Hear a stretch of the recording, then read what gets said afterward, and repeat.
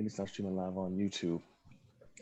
All right, guys, what's going on, crime fighters? Welcome to the Film Cave. Yes, we are back. A little smaller than usual, but we're back nonetheless. And as you guys see, we got special guests with me this time, man. Want to introduce yourself, man?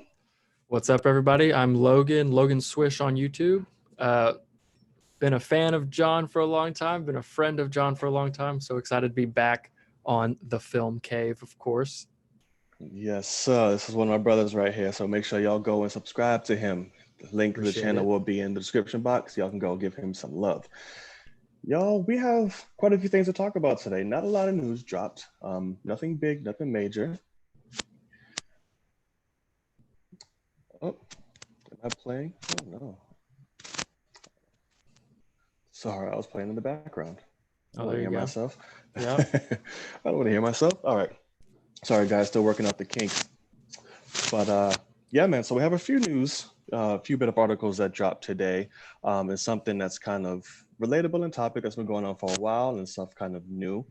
But to start off, I want to get your take on this whole Snyder cut that's been going on since, oh man, the drop in the reveal. I haven't really spoke to you about it, so I really want to know. Lay it on me, man. How do we feel? If you want my overall thoughts, so I guess, I'm gonna, if anybody was gonna go subscribe to me, they're probably not gonna now, but like, I'm not the biggest, I'm not big on Snyder cut.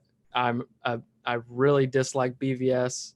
Justice League obviously was a mess, but they made the best of it, I guess. So when it comes to the Snyder cut thing, I've pretty much only got like the mess from that fan crowd, like that fandom on the internet. So, seeing them, feel like they won this battle or something. And like, I've still had people come at me and been like, I told you and stuff like that. And I'm like, I never said anything against it. I mean, like, if it happens, it happens. I'm surprised it's happening. But if you want my overall thoughts, I'm really just nervous about it. Because there's one of two options. Either, because a lot of people don't remember the fact that they played it as if Zach left after the tragedy happened with his daughter. But it was actually reported a little bit before that, and then afterwards they kind of let it die down and things, but like, it was reported that they let him go months before that. Right. saying they hated what they were seeing. And also with just the timeline of how Joss had to come in, like, it was quite obvious he had some time with the script to try to figure something out, and they started shooting as soon as they possibly could, and he only had a couple months to really get it done.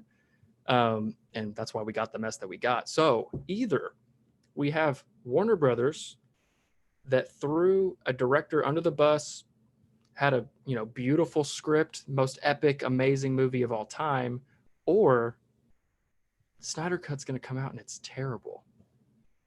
And that terrifies me. Because it is scary. Can you imagine if this thing comes out after what, and don't get me wrong, because I think that BVS is really bad. And so the Snyder Cut people love BVS, all of them. And there are things about, like, Ben Affleck, I love. What they wrote for him, I hate. But he's my favorite Batman.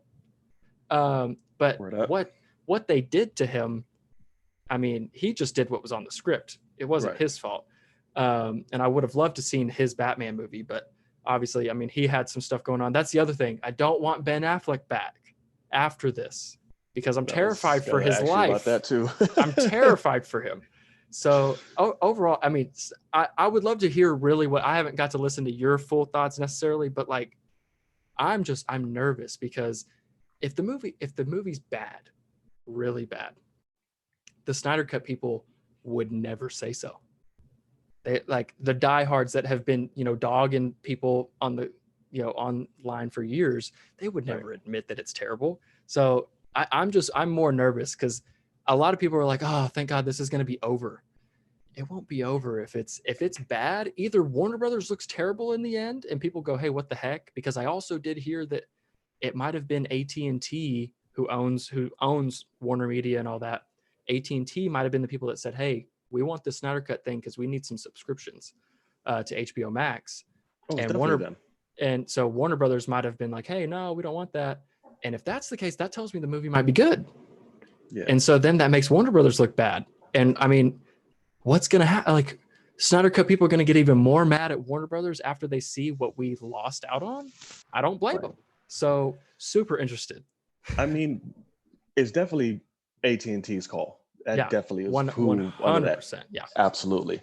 And it's funny. We all know there's several, stories about this. There's several angles and rumors and who said this, who said that, and it's interesting to me. Just to sum up my, thoughts on it.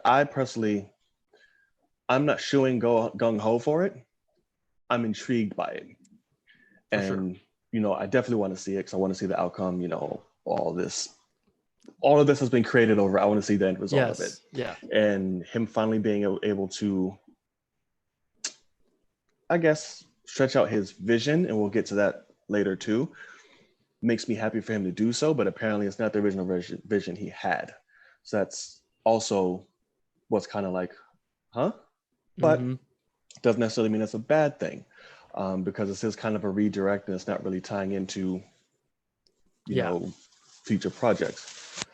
So that's where I stand with that. I'm pretty neutral, intrigued. As far as Ben Affleck, I made a video about that too. Of course, we already know I'm diehard Ben. Of course. Well, I love him to come back. Cool. I want him to come back though if he feels he's able and healthy too. Yeah. I don't want to push the agenda. I don't want to be, negative towards it, and things of that nature, which people will do and will get out of hand. Yeah. And that's just going to drive him further away. For sure. But I'm definitely down for that if he does, because that's going to kick Pattinson's ass right out the door. That happens. But which I already say that's a lie. Just simply because Pattinson might be terrible, but Matt Reeves is not. Oh no, of course. I fucking love Matt Reeves. They're not going to push Matt Reeves out, and they're not going to recast Pattinson. No. They'll just say, "Hey, Matt Reeves, fix it." Right. Make Pattinson work. Absolutely. But if 2021 we're getting two Batman, you mean to tell me if it comes to Pattinson and Affleck, Affleck's winning that by a handslide in terms of fans. But we're not getting two Batman. We're getting 2018 Batman. Well, that we'll never care about again after this, and we're getting the new Batman that's hopefully getting a trilogy. Well, essentially, it's an old Batman with a kind of sprinkle of new, because it's stuff we haven't seen before, and plus whatever added on. If reshoots happen, we don't know what's going on with that. I know. I've already heard that they might actually be trying to do reshoots now after that was thrown out the door originally, which is interesting. And AT&T apparently really wants Ben Affleck back. Yeah. So, we don't know what could happen. So I'm really excited to see the possibility of that. And you mentioned something as terms of, Snyder Cut fans being upset and, going about things differently. How do you feel? Are you a believer in this kind of, not movement, but this back and forth going on between their Snyder Cuts, then there's Snyder cults? That whole thing. Because I will say there is a huge difference between the two. You're completely right. I should be calling it, whenever I'm talking down on them, I should be calling it the Snyder cults.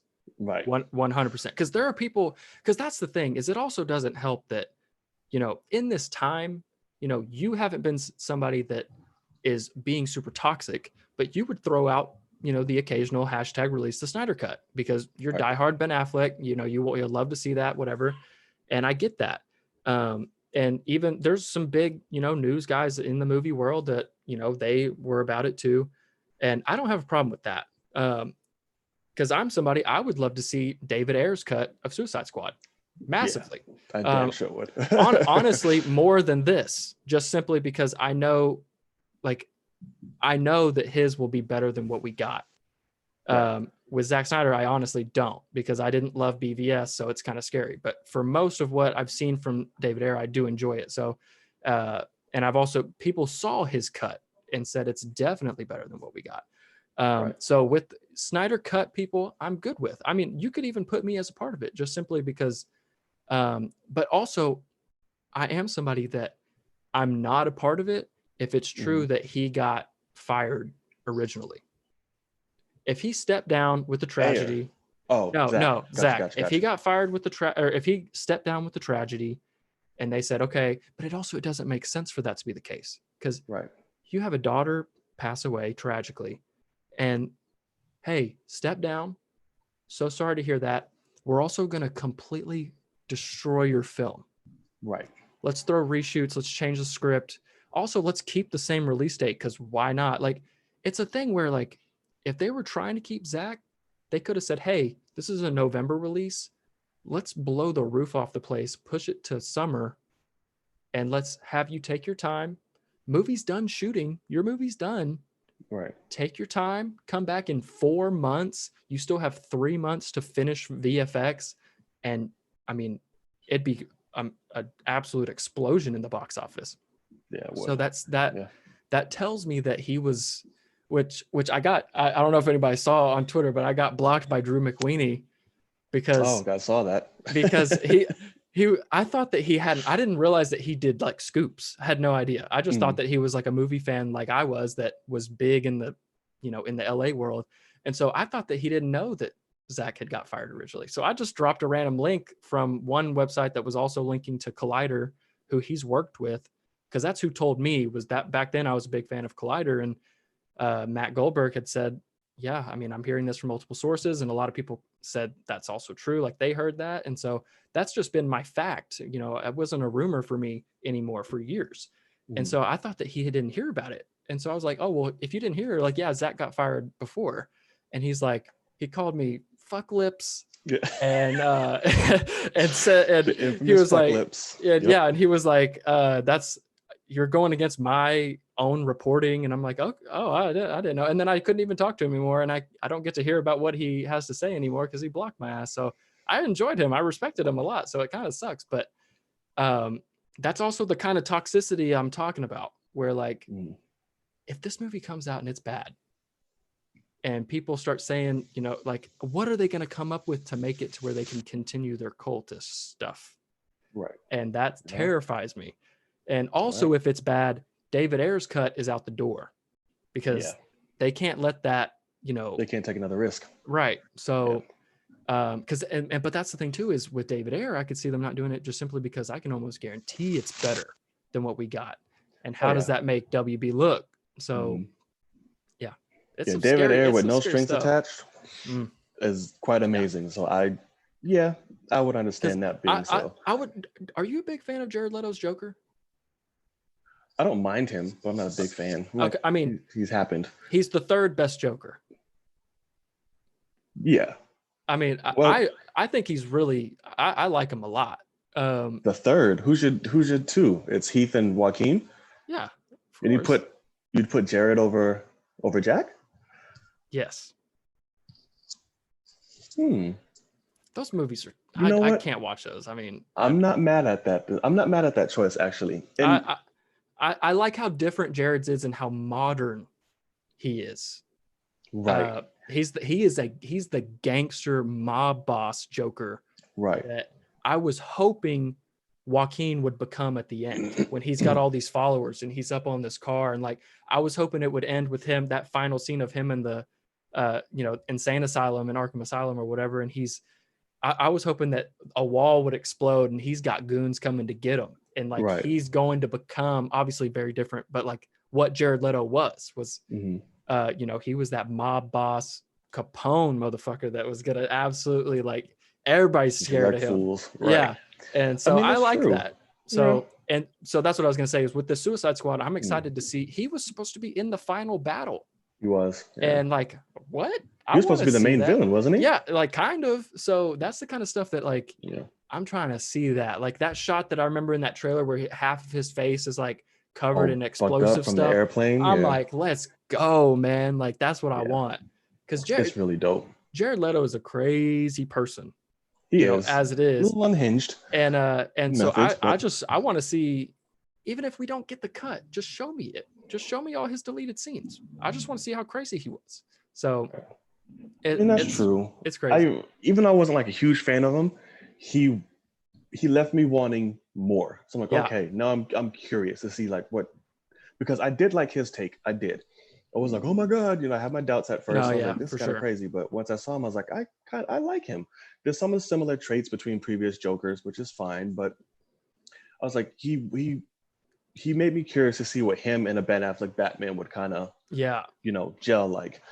But then, of course, he got shafted. It seems like WB has a, a pattern of just shafting their, Right. artists and everything like that. So that's really bad, WB.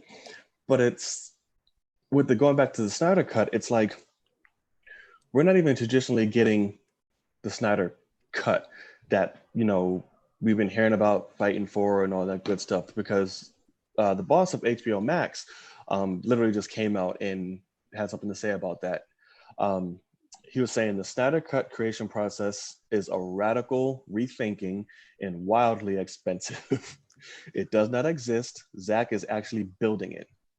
I wish it was just 30 million and stopped there. So apparently it's more than the 20 to 30 million that we originally bracketed. Yeah. But even Zack Snyder himself, and which is interesting that people keep saying, oh, we're finally getting a cut. Zack Snyder basically, he flat out said, this is all new. Yeah. Like, we're just hitting the ground running and going. Excuse me. So how do you feel about their sense of people literally putting blood, sweat, money, tears, all of that into something that they're essentially not getting, in a sense that makes sense? So I do, it's kind of disappointing to me, because this is another thing which I see both sides, because from Warner Brothers, AT&T, their side, they're saying make this as good as you can. Right. If we're going to do it, let's blow the roof off the place. I see that side.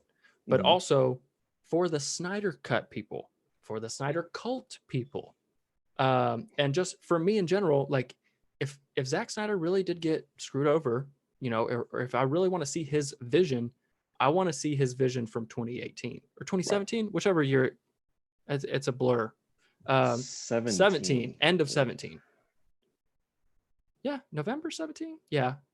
It came out a year after BVS. Okay. Yeah.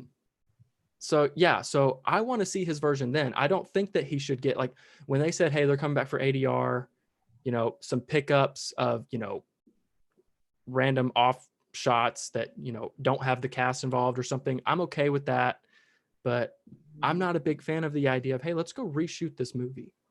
Like, I've had this crowd of people on my side rewriting Justice League for me, and Zack Snyder has been fueling it, and he's been dropping stuff, and he's been about this cause.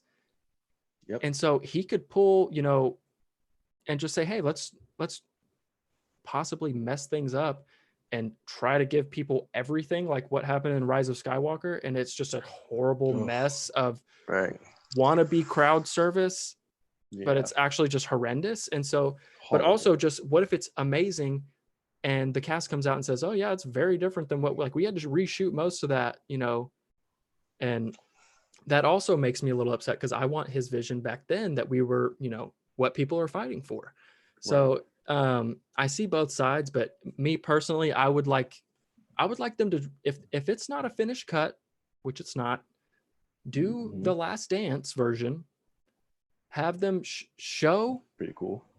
Because originally it was either a 4-hour movie, which that's horrendous, or a 6-part, or a 6-part documentary type series. Do the 6-part documentary series, intercut it with Zack and cast and other people saying, like, here's what we were gonna do, here's what this was gonna be, and you can make it to where the movie can actually cool. The movie can be garbage, and you can have them fill in the blanks that make it awesome.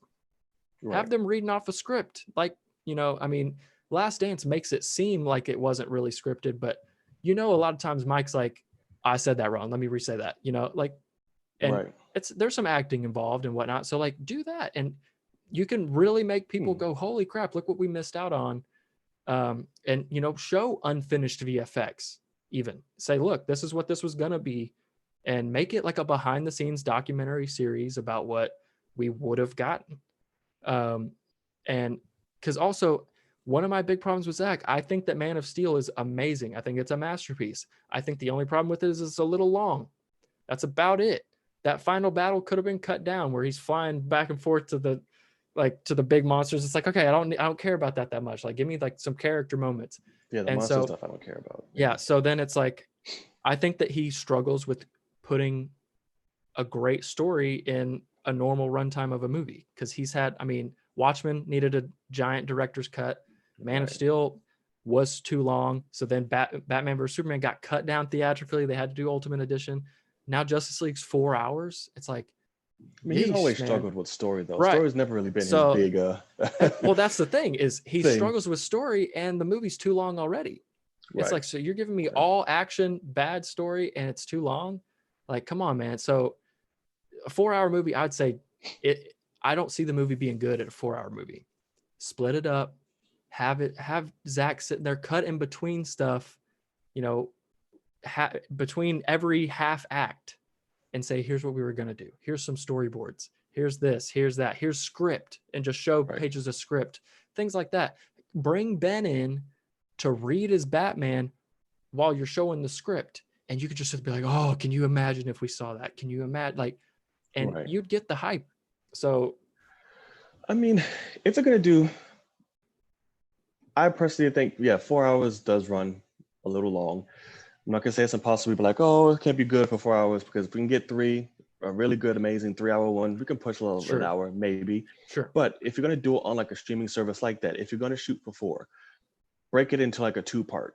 Sure. To just do that, you know, I think that'll be easier than just running it 4 hours straight through, you know. That way you can stop, you can rest, you can come back to it, you can whatever, see it another I'd agree day. with that.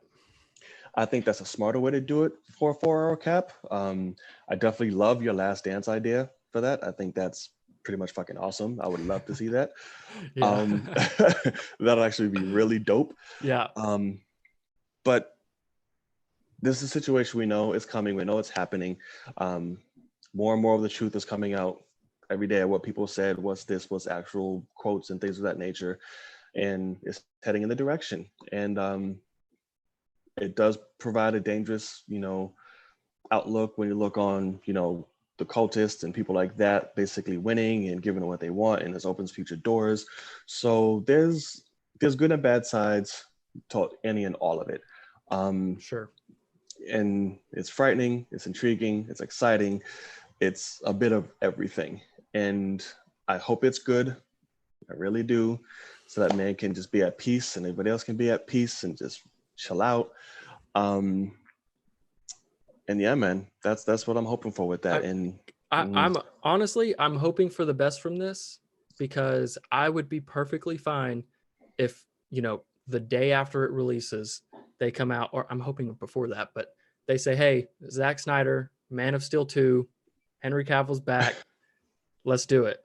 And like, I'd be okay with that. So you think Snyder's staying in the universe after this cut? If it's amazing, I mean, what are they going to, unless they say, hey, we're going to bring him for Justice League 2 in 5 years. I don't think that will be, I honestly, I don't think that they would do a Justice League with him again, but they could. WB seems real petty. I don't know.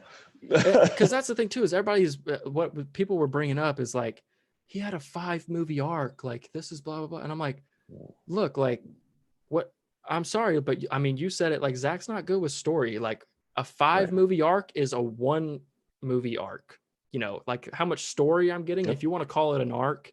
Because that's the thing that scares me, is like he was trying to throw a bunch of stuff in this movie, like a hell of a bunch. Like a lot of people forget, like, because we already got the Justice League that we got, so they're not realizing, like, going into this movie, we're supposed to have a dirt rising off the casket dead Superman, so he's coming back, a Batman and a Wonder Woman that barely know each other, and that's it. That's the squad. Like, we have to not only form the squad, get Aquaman, Flash, and Cyborg in there. We also got to throw Darkseid at the end. We got to, I mean, all these things are supposed to be popping up, and it's like Martian Manhunter is supposed to pop up. Set up the Legion of Doom, and all I mean, that shit. It's like that's a lot to throw. And granted, make it a 4-hour movie. You could probably do that in a 4-hour movie, but also make it 2-hour movies, and you've got some. I mean, people would be talking about how that they would be Infinity War type of movies where you don't get a break, and that's a good thing. A lot of the time. I mean, when you said that movie ends and you go, oh my God, I feel like I didn't take a breath.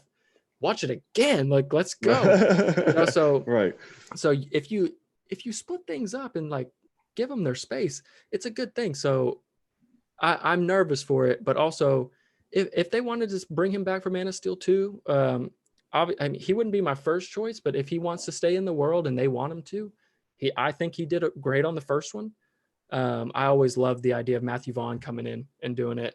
As I said, there's been reports of Vaughn too was attached, you know. And I do love that because I'm a big fan of him with X-Men First Class. I do love, even though it's weird, and then Kingsman is I mean, I love that movie so much. Yeah, the first one. Second one, I ain't talking about the second one.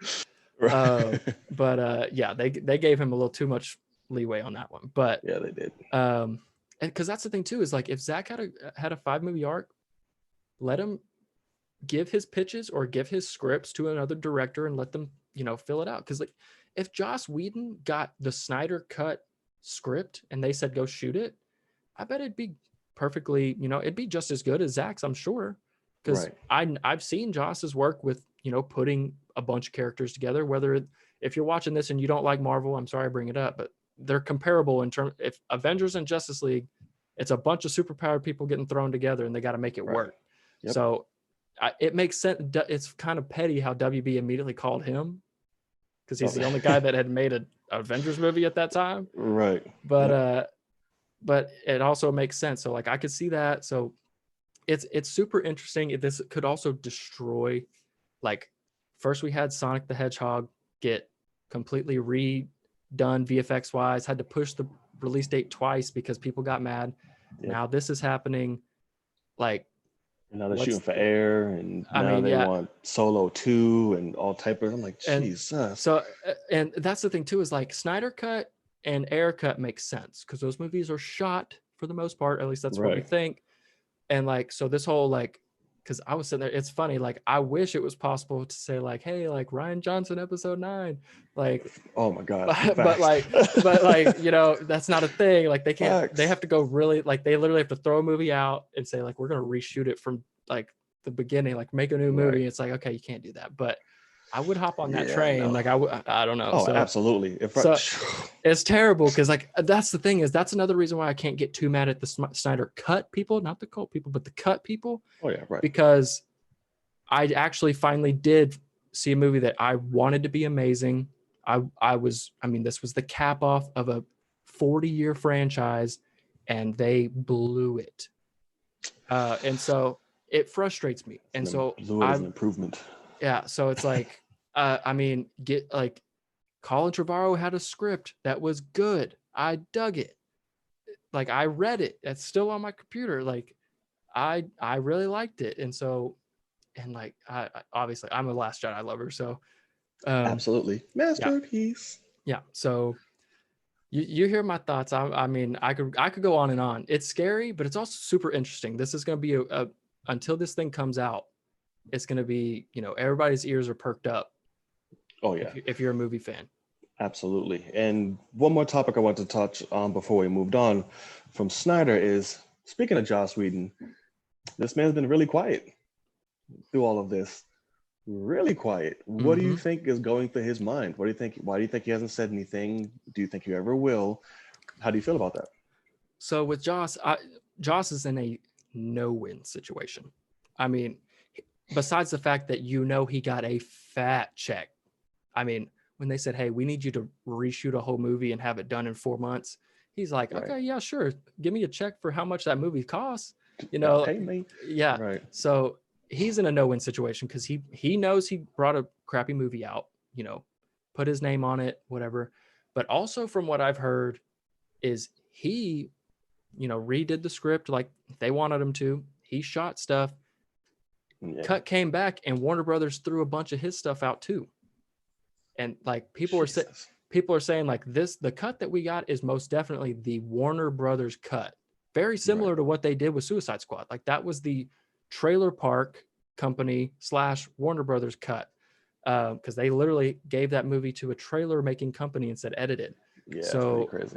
So with Joss, I mean, he's already getting a bunch of hate from people saying like, yeah, fuck you. Like, see, right, which is we're gonna get the real version, which so I don't blame him for keeping his mouth shut necessarily, because I mean, if he's gonna blow up on people, whatever, like he could come out and say like, I'm excited for him to get his Vision out, but also, Right. You didn't even say that. That's what I'm like, well, also though, if he's the one guy that like, he's already seen his cut.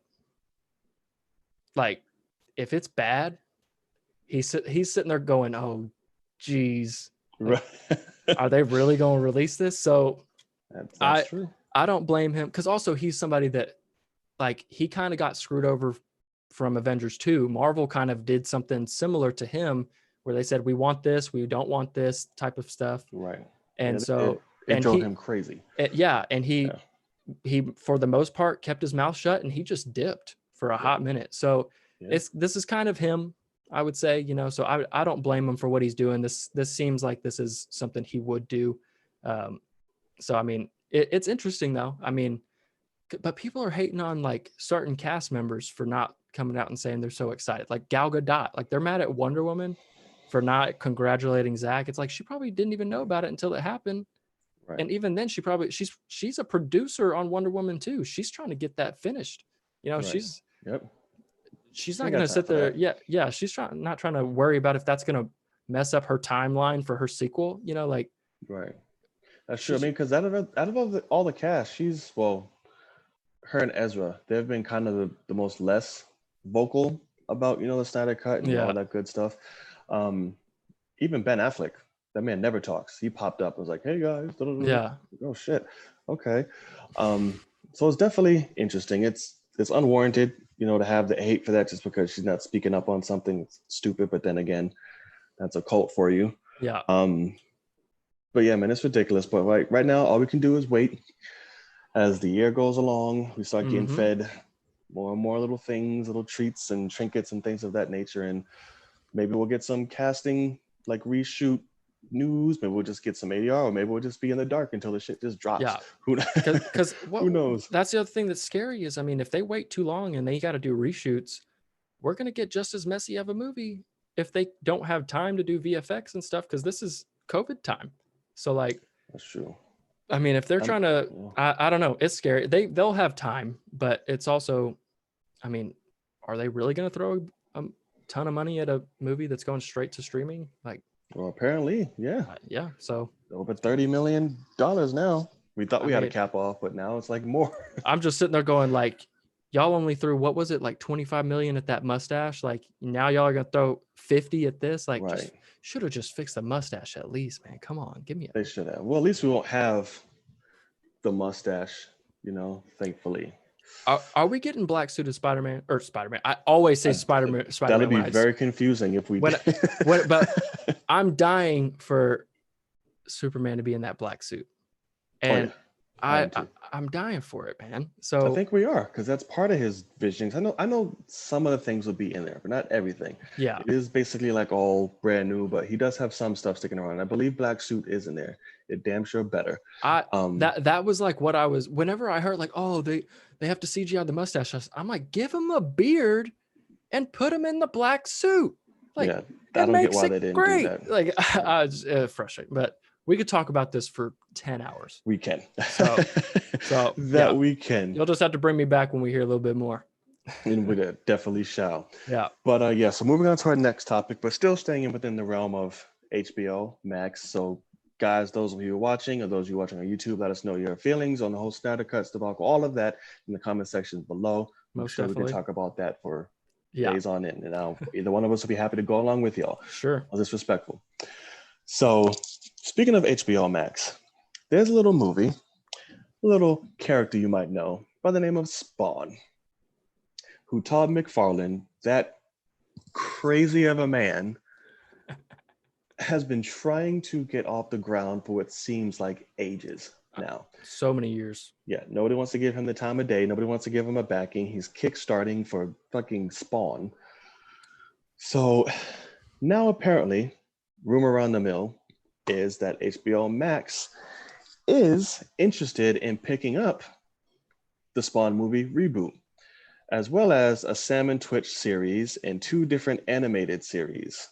These are all under Todd McFarlane's project stuff he has lined up. And HBO Max is apparently streamlining to headline all of them. So does that mean we're finally getting some traction with Spawn? Are we finally going to see Jamie Foxx suit up? Is Todd McFarlane finally going to get his vision and first time directing and all this shit he's been talking? How do we feel about it? It's once again, it's kind of nerve wracking because I mean, I would like to think this is true, but like if the script for Spawn was good, it'd be made. Right. So At least so thought I'm about. yeah, exactly. So like, and also like if they got Jamie Foxx to sign on, that's a guy that like, even if the script wasn't great, like Bloodshot got made with Vin Right. Diesel. Like don't throw a massive budget at it, but throw a budget at it and just make it. You know, if it could make its money back if it's got Right. star power. I mean, he's big, he's so much bigger than Vin Diesel. So so Because he's already signed, isn't he? He's been signed since. yeah. Yeah. I mean, yeah. he was 100%. I want to say I heard that he might be trying to back out. But see, who's the other person that backed out? I was going to say somebody did. Yeah. Was it, I want to say Jeremy Renner. Who was it? I don't remember. Yeah, I forgot who backed out of the project already. Yeah. Man. And plus Fox is doing Tyson now. So I'm just like, right. See, that's been going since like 2015 and shit. So I don't know. Yeah, see, I can't, I'm not gonna be able to find it, but he like, yeah, with Jamie Foxx, with HBO Max trying to get this, find it.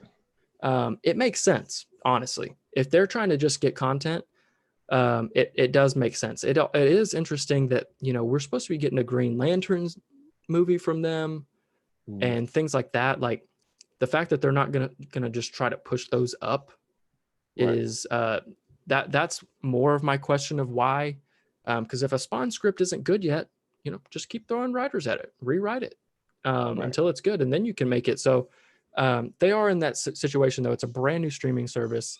Something like Disney Plus was in that, you know, scenario as well, where they just have to get content. And, you know, Disney Plus had Mandalorian. It was good, and then it fell off. You know, for a hot minute, I was like, oh my gosh, I haven't opened the Disney Plus app in months. Right.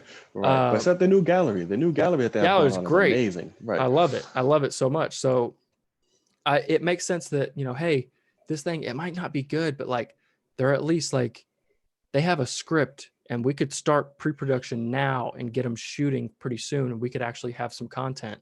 And so I get that.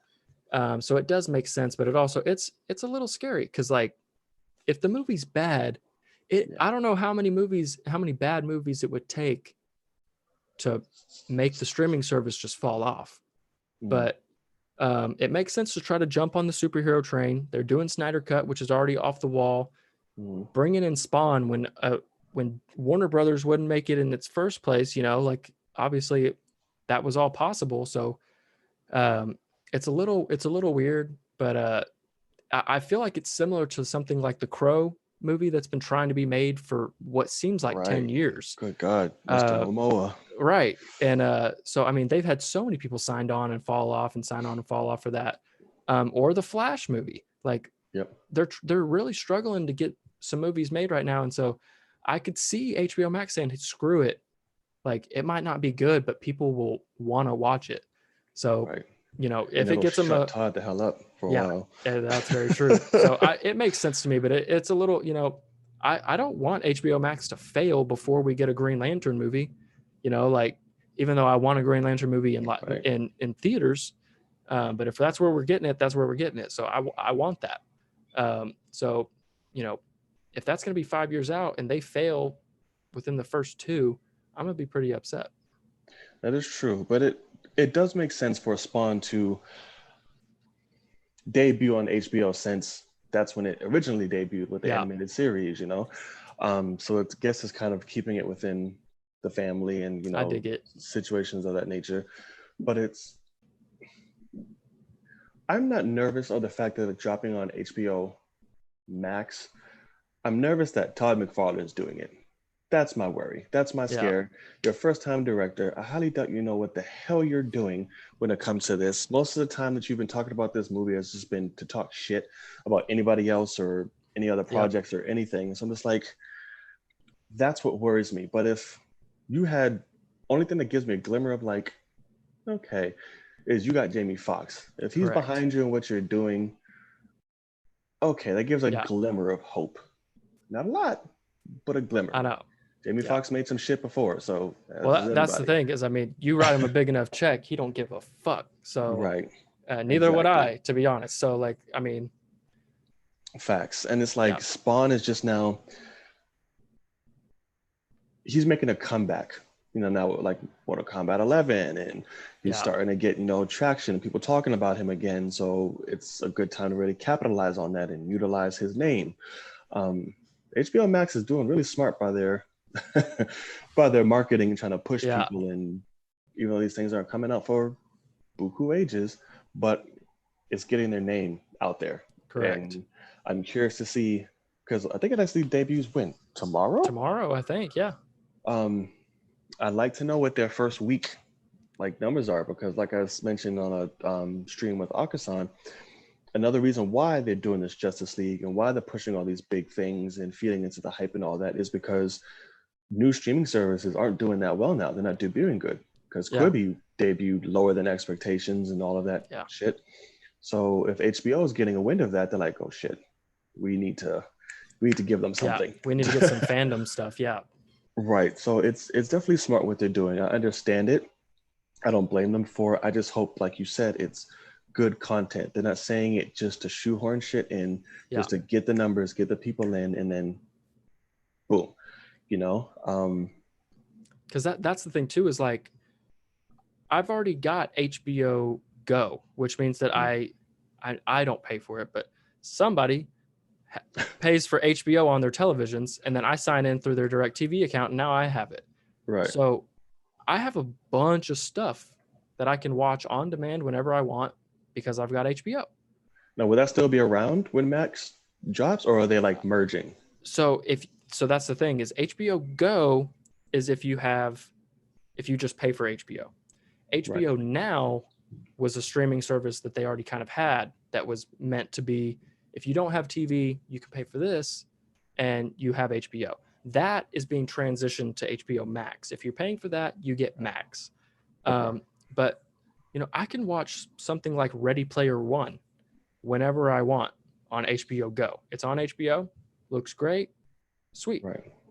Why do I need Max? You got to give me a reason to need Max. I can watch Game of Thrones whenever I want, you know, the first 6 seasons at least. So it's just, it's one of those things. They got to really try to make me want it.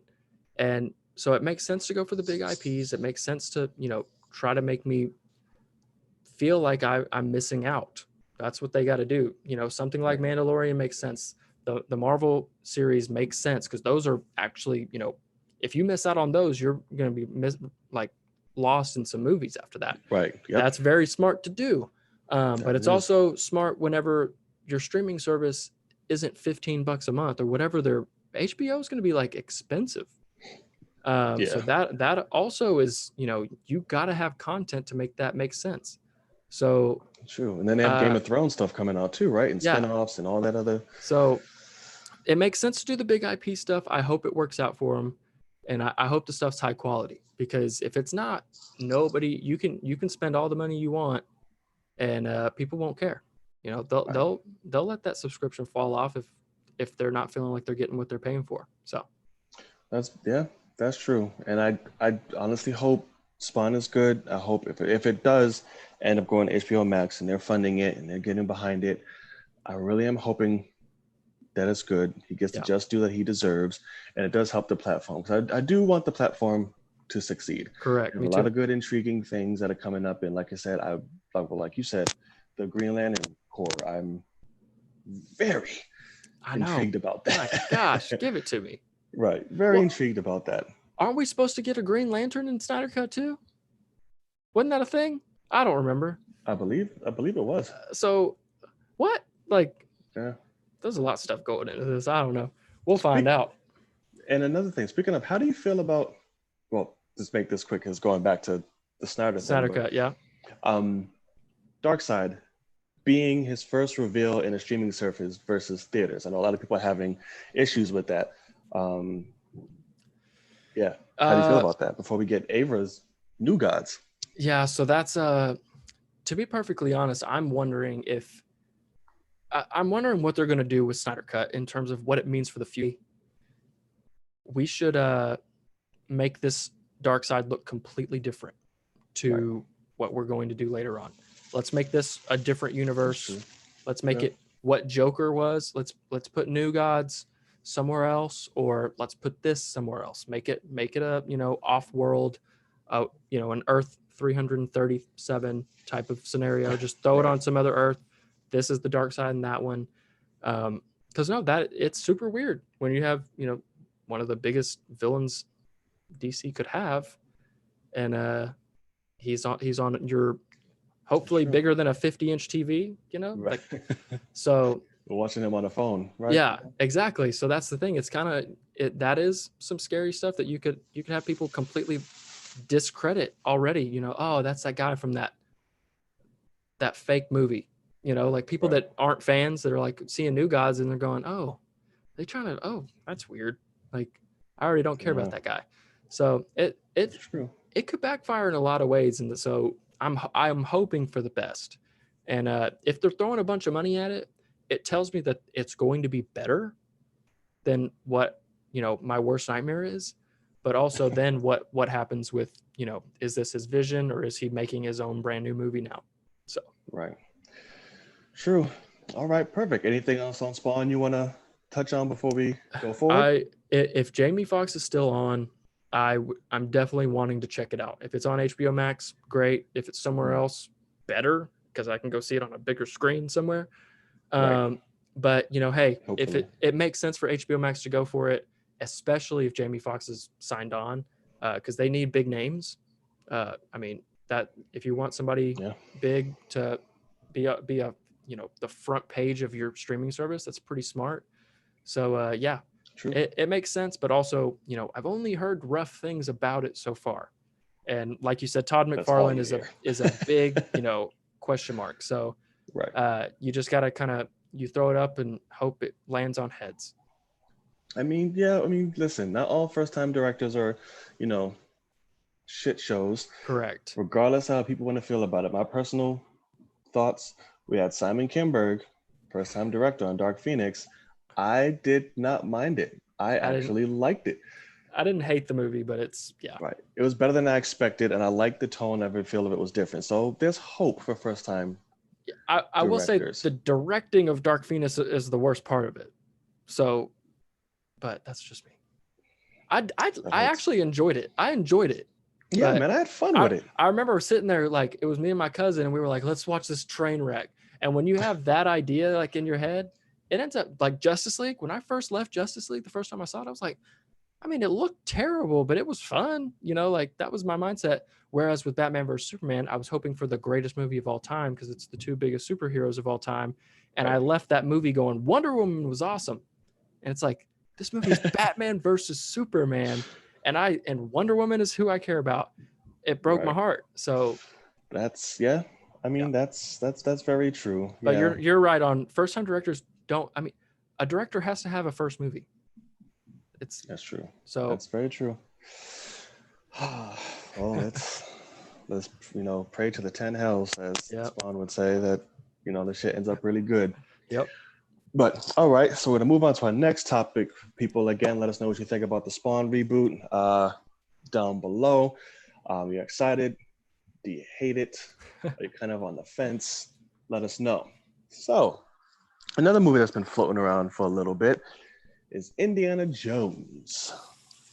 Yep. That old fucker's been floating around for a minute now. But we finally have a director. And you know what? For somebody who, I'll be honest with you, I could honestly care less about an Indiana Jones movie. I've never been a fan of Indiana Jones like that. I'm like, all right, cool, it's fine, it's fun, yada, yada, yada. Yeah. But if you're gonna do it, you bring in James Mangold. That you gotta do that. And his track record speaks volumes, obviously, at this point, especially with Logan. Yeah. So you're getting him off the hot heels of Logan and Ford v Ferrari. Yeah.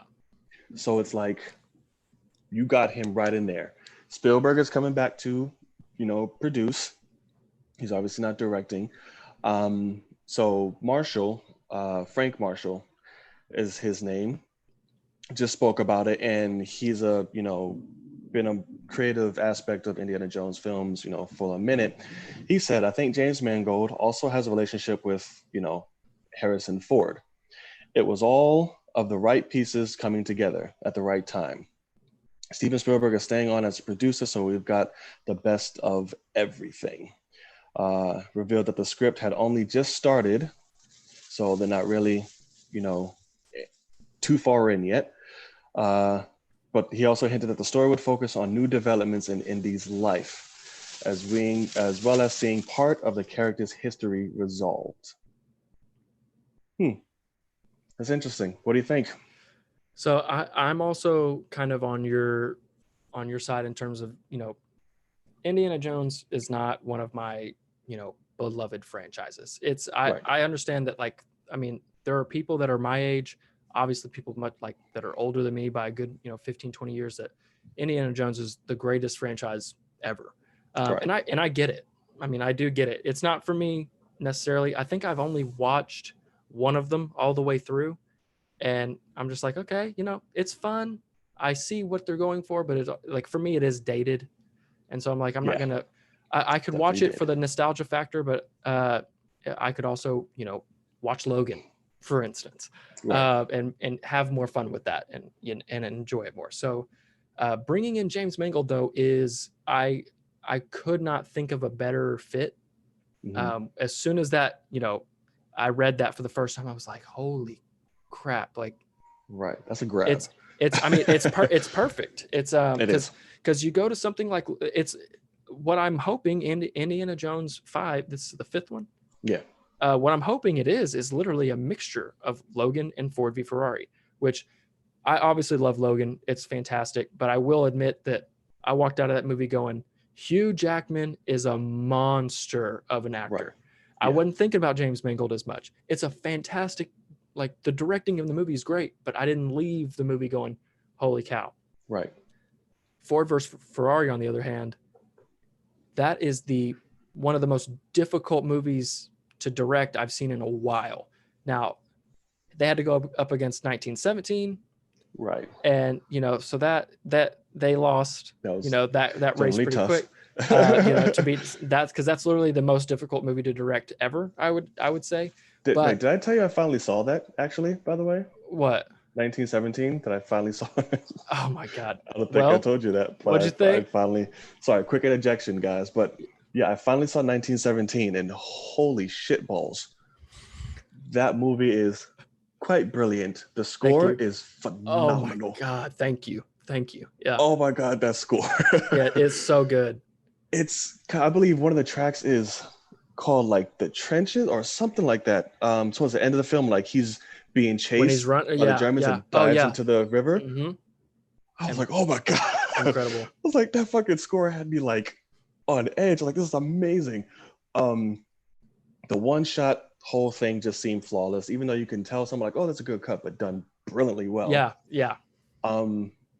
Yeah, it was amazing, man. I was like, holy shit, I don't know what took me so long, and I'm really mad I did not see this in theater. Oh my God. So that's the thing. Really I saw it twice in IMAX, and it was, if you saw it in IMAX, it was the whole screen the whole time. And right. My gosh, I mean, because Roger Deakins, man, like the cinematography on that movie is incredible. And the more I think about that movie, the more I love it.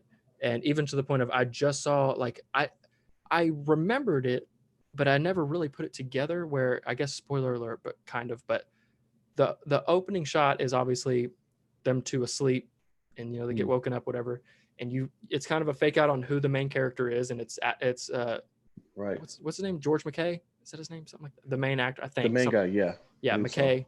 And he's asleep against the tree with his hand on the booklet where his wife and daughter's picture is. And then that's the final shot, is him. You actually get to see that whole thing. And it's like, oh my, like, it's literally, the shots never end, and they sync up perfectly, opening shot and ending shot. I'm like, how did this lose? But, like, oh my God, it makes me so mad. It definitely took me by surprise, like when you mentioned like who the main character was, because given sort of once that flip happened, I was like, wait, what? Yeah, And it's like when you actually pay attention to the marketing posters, all that, they're really telling you sure, who it for is. Like sure. the whole time, I'm like, oh, okay, but I just still didn't expect it. But Yeah, yeah, man, same here. fucking Oh, phenomenal. I'm so glad you saw it. Thank you for watching it because I still have not seen what you call it what one the foreign film. A I can't remember. Parasite? Parasite. Haven't seen it. What? It's on Hulu. Take your I ass. I, Go see I it. own it. I Oh, own it in 4K. what? Just haven't watched it yet. Sir, you're slipping. Haven't wanted to read a book on TV yet. So I see what you did there. But sorry. I'm listen, like I told you before, bro, I'm telling you, you won't even notice it Okay. like that because the film is just so engaging and so phenomenal. Because I'm not the biggest subtitle person either. Sure. But the whole time I'm just like, and I'm focused on everything that's going on. And if I go to read, I'm still taking in everything. So I get it, but you won't be too distracted. 1917 or Parasite? God damn, those are like two different. I don't know. No, if you're doing best, you know, best picture.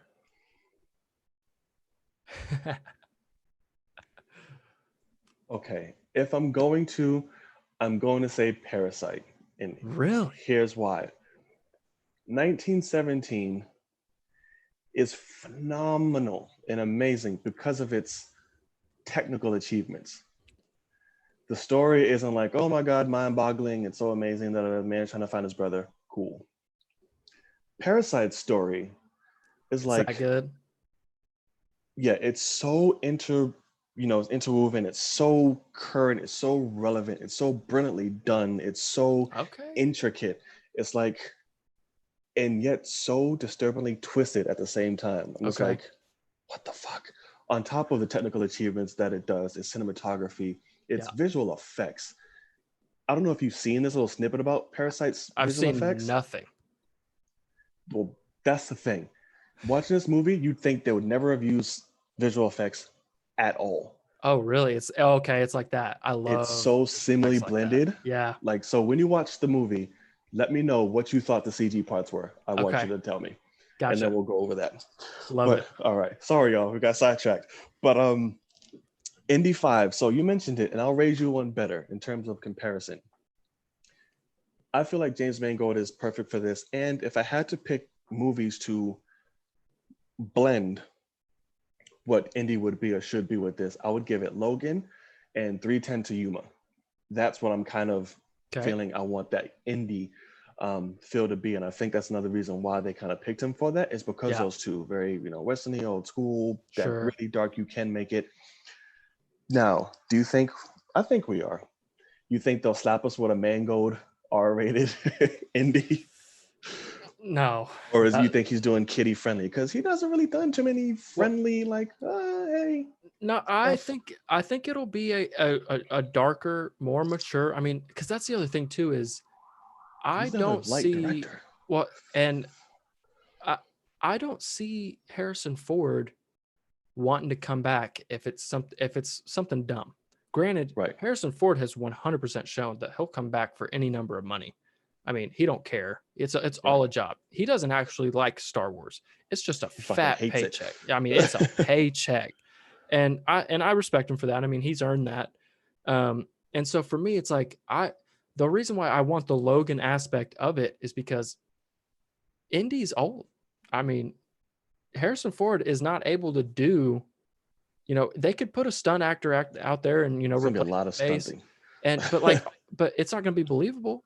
I mean, if he's out there doing, massive rope swings and stuff like that, and he's on a giant mission, it doesn't really make sense to me. So I like the idea of making it a more grounded, slow moving, obviously have what Logan was. And so that's the thing is when I say it's also Ford versus Ferrari, it's that wide, like there's a lot going on that you got to get in the frame and tell the story in other ways. And so, you've got an old guy on this mission. And so you need to take spectacle and really tell story through it, because you're not going to get a bunch of hand-to-hand combat that is believable in something like Indy. So, so I mean, and it's also one of those things too that if they actually are rewriting this, I'm more nervous about it, because this movie was supposed to have a script a couple years ago. Yeah. And just, I mean, it seems like it was within the last year that they were like, oh yeah, we're also pushing that back 2 years. And, you know, it seems like James Mangold got on board and said, okay, but I'm going to rewrite this because I don't like what y'all are doing.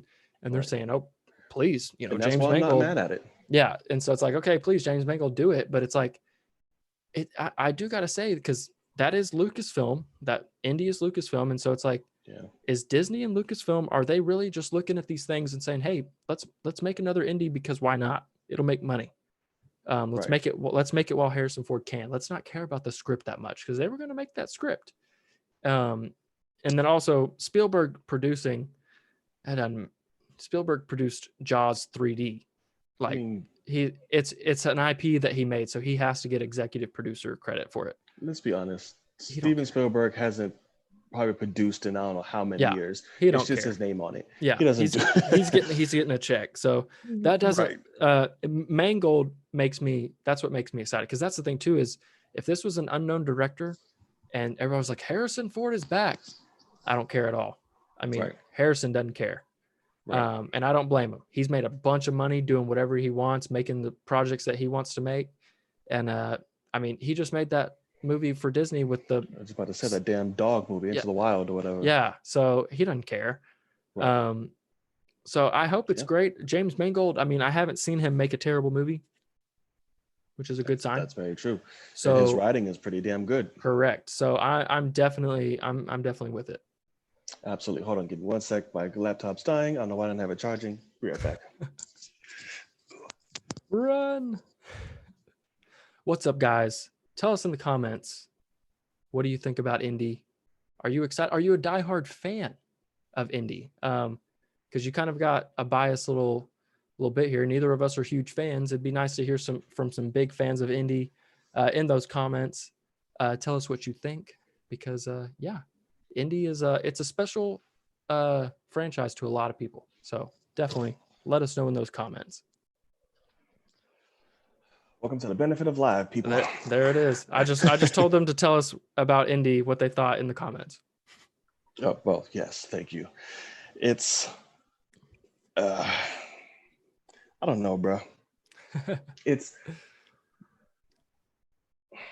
like I said, I'm excited for the prospect, you know, the aspect of James Mangold. His writing, his direction is going to be a lot slower, more grittier, a more focused story. Indy focused in his life. Do you think Indy is passing? Is he kicking it? Is Indy going to die? Is he pulling a Logan? I don't think so, because that doesn't make sense for the franchise. I don't think, in terms of, I've never been afraid of Indy dying in any of the other movies. And the fourth one. And and it's like, okay. Yeah, and that's the other thing too, is like the fourth one was, let's make Shia the new Indy. Like that's all they wanted.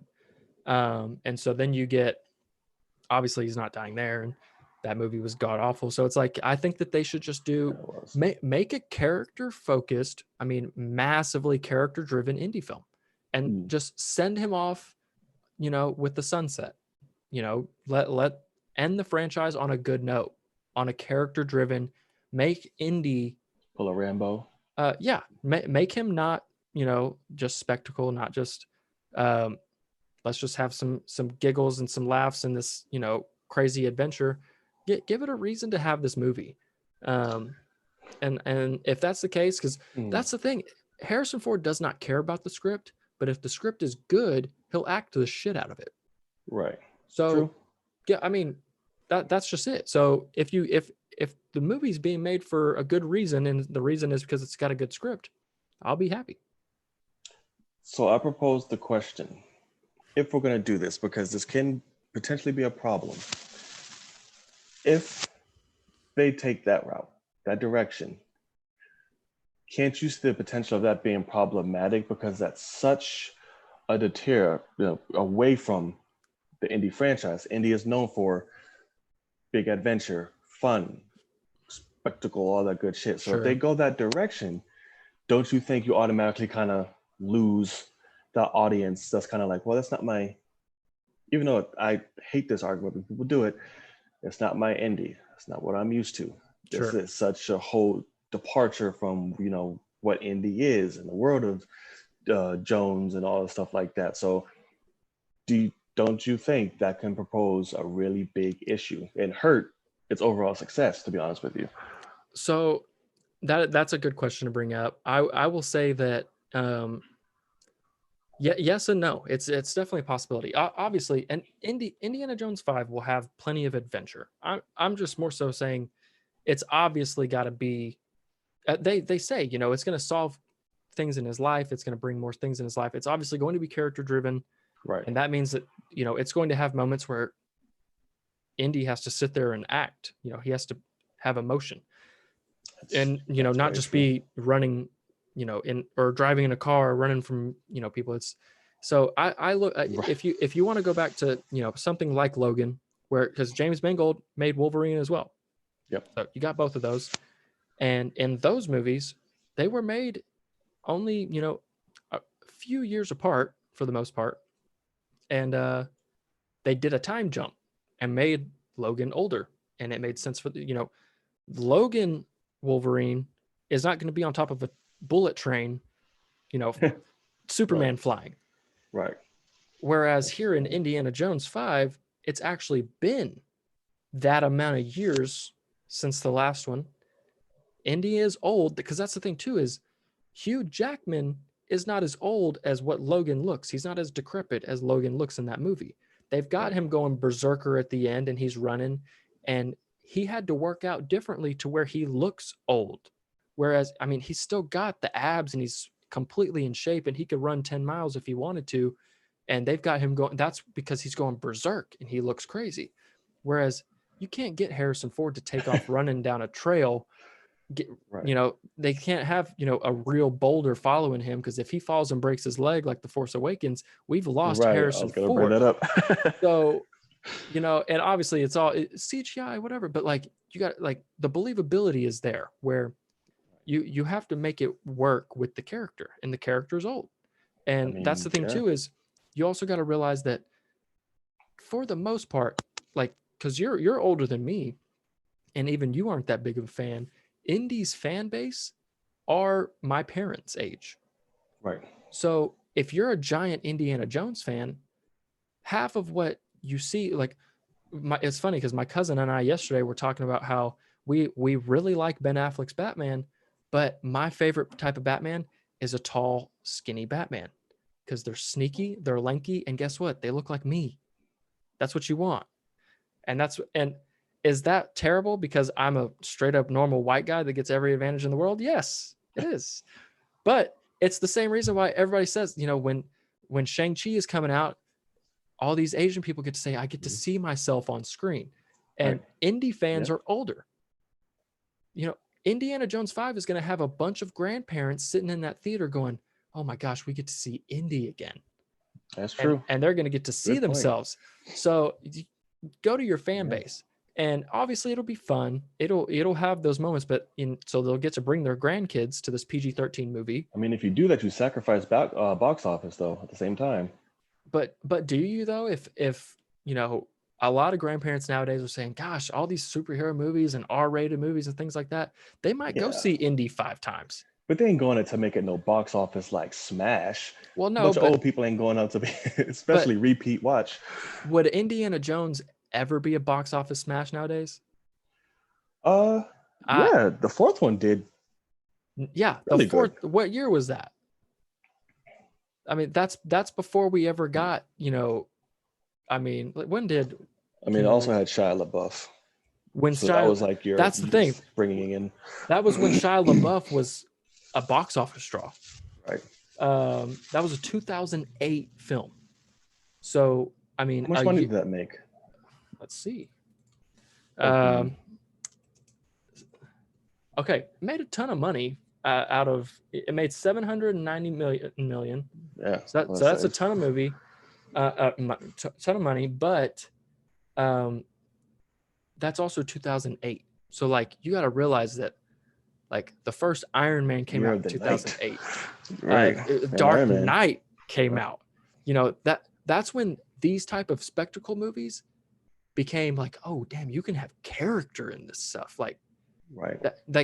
that was the year that James Mangold said, "Holy shit, I can make a Logan movie in 10 years." And that's the year that became possible. So I would like, just in terms, Yeah. like, if Kingdom of the Crystal Skull came out now or 5 years ago, it would have bombed. Besides the kids and the parents that would still bring their kids to Indy 5, it would like people our age, because I didn't go see it. I didn't care about it. Yeah, I didn't go see. And I lied. I did see it. You I did see snuck it? into it though. Well, there you go. So Yeah. I just I don't think that it would. It opened at 100 million. That did. So I mean, that's great, Yeah, it's massive. not a bad weekend. Yeah. Especially for back then. So I just You sacrifice that a lot now these days. If you're because Indy isn't, like I said, these days he's not that big property to Correct. snatch kids in, or the youth in, I should say. So that trailer comes up and shows like, oh, it's a Logan type tone, like it's darker, it's deeper, it's more character centric, it's not a lot of explosions of things going on. And people are gonna kind of be like, in the older generation, will be like, cool, the diehard fans like the Christian Harloffs and all of them, they'll be like, okay, I'm here for it, let's go rock and see it. But your general audiences, you aren't gonna capture like that. So you are taking a risk, which I'm not saying anything's wrong with. Sure. I'm with you there.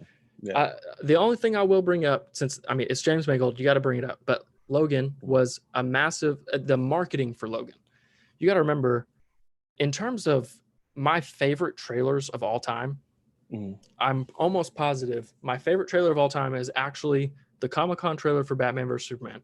That was great. Yes, might be the greatest. I mean, I can still remember just being in awe watching Bruce Wayne run into the fight, but in Man of Steel. And I was like, this is going to be the most incredible theatrical experience of my life.